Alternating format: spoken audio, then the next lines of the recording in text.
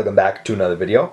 It's me, Spencer, here with the third installment of RebelLUG's epic collaboration, Clones Alone, as we follow our heroes, our group of 5 clones who have escaped prison on Sullust and are trying to make their way back to the Republic. If you have not seen the first 2 parts, make sure to go check those out and subscribe to everyone who's in RebelLUG so you don't miss any of the next 8 parts of the series.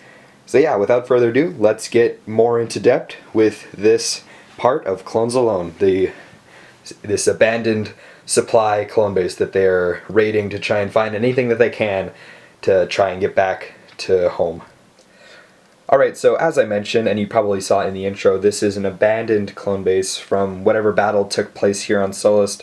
The clones had to leave this after the battle was over, because the Republic lost Sullust and lost the Battle of Sullust. And as you can see, it is from the battle that was here.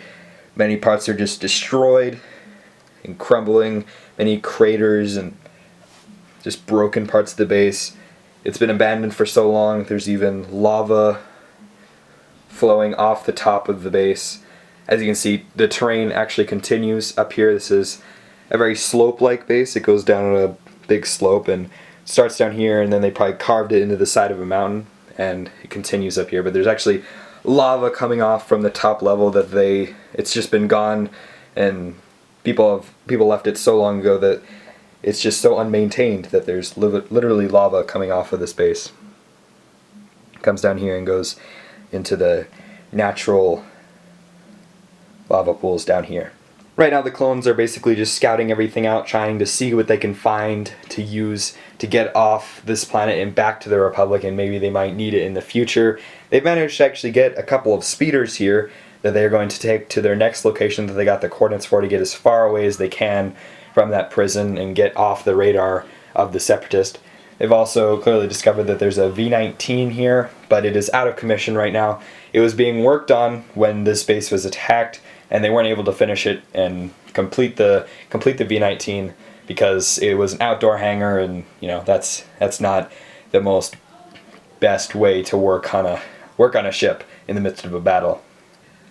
Since this was a supply base, there are of course a lot of supplies here, many different kinds of barrels and crates and basically just containers that hold things like maybe fuel, equipment, rations, stuff like that they're going to try and bust open to get as much out of it as they can and take as much as they possibly can.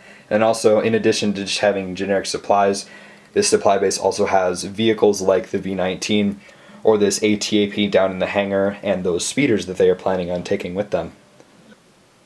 Alright, so now we're going to go over the more physical structure and design of this base. I'll just show you all the features of it, starting off down here at the bottom with these massive support pillars that are at a big slant to help hold up this base.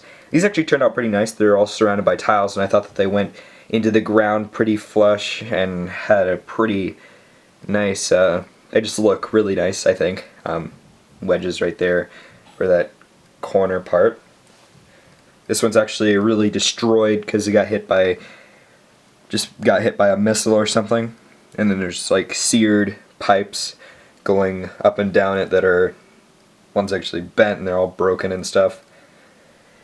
The wall has arches at the top because this hangar part comes out a little bit. There's a pipeline that goes across right there, which has a neat design on it, I think. And you probably saw this crashed stap, and then the droid that was flying it fell on the ground. And pretty much the same thing on the other side. These 2 pillars just have different damage on them. Same pipeline. There's a big hole in the wall on this side, so that was cool, and just more damage. And then this lava that obviously came from up here on the top. I like how this is, it kind of like hits this pillar and then goes off to the side and then flows off and then comes down here into these pools. Big doorway right here in the middle. It has this cool design on the side that I really like. This door wouldn't actually have physical doors that would close and open. It would be a ray shield door, and these are actually little units that would power that ray shield. So I thought that was cool and different. If we move up here, we can see There's a guardrail that goes all the way across, made out of tiles and headlight bricks and slopes with little vents down there at the bottom. It's actually broken right there from this explosion that happened. Something hit this, or the lava flowing off. Each hangar has some little fueling units right here, something that fuels these V19s. This one actually has the tube going into it, and there's a rack of those tubes over here. And then dividing up these 3 V19 hangars are these big walls capped off with a strip of lights going across the top, and then down here a doorway and some little details right there. And then all of these are covered in tiles. There's actually 4, 5, and 6 airbrush numbers right here. Just that made it a little bit more Star Warsy. And then as you get up to the top, there's a continuation of the terrain as it hangs off the side a little bit. And it's basically the same kind of terrain as we have down here. I really like this. You can actually see all the way through with this doorway. That was kind of cool. Alright, so now we can get a look inside of the hangar of this base. This indoor storage part where a lot of the things that this supply base has, this is where they are kept, like this ATAP that was left here. This is in here, and along with these speeders and a lot of different crates. Clones are checking out these crates to see what might be inside of them, and this guy over here is checking out the speeder because they are planning on taking these speeders to their next location. It's a whole bunch of different kinds of crates all around, and a tiled floor that has this kind of cool pattern of dark gray and light gray tiles, and big pillars back here in the corners, both corners. There's lights over there in the floor so that they don't run into this catwalk up here, or run into the wall, of course. Along both catwalks there are these different sliding things so they can get to the ATAP. This one has a ladder that goes up and down, and then this one is more of a, it's like just a big block that they can transport stuff on. Both of those slide back and forth. The bottom of this wall has a pretty cool pattern that I really like. It's got slopes along the bottom all the way across. Then it goes into this really cool pattern that I like.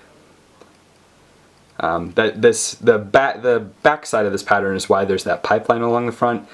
I think it actually worked out really well. And then there's lights right there, and then it goes into this catwalk again. There's the other side of the arches right here, and of course the roof that goes on to the outdoor V19 hangar.